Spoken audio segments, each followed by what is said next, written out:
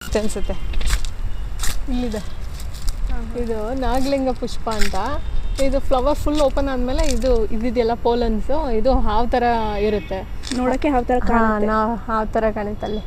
ಅಲ್ಲಿ ಮಧ್ಯದಲ್ಲಿ ಒಂದು ಸರ್ಕಲ್ ಥರ ಹಿಂಗೆ ಗುಂಡಿಗಿರುತ್ತೆ, ಅದು ಇಲ್ಲಿದೆಲ್ಲ ಇಲ್ಲಿ ಬಡ್ ಥರ, ಇದು ಈಶ್ವರ ಸಿಂಬಲೈಸ್ ಆಗುತ್ತೆ.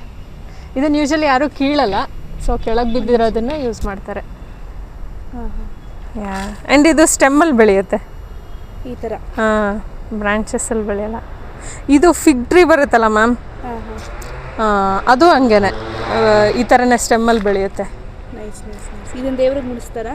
ಹೌದು, ಈಶ್ವರಂಗೆ ಕೊಡ್ತಾರೆ. ಈಶ್ವರ ಪ್ರಿಯ. ಆ್ಯಂಡ್ ಸಖತ್ತಾಗಿರುತ್ತೆ ಸ್ಮೆಲ್ಲು, ಘಮ ಘಮ ಅಂತ. ಇದು ಯೂಶಲಿ ಶಿವರಾತ್ರಿ ಟೈಮ್ನಲ್ಲಿ ಜಾಸ್ತಿ ಬೆಳೆಯುತ್ತೆ ಅನ್ಸುತ್ತೆ. ಹೌದಾ? ಕರೆಕ್ಟ್. ಎಂತ ಕೋಇನ್ಸಿಡೆನ್ಸ್ ಅಲ್ವಾ?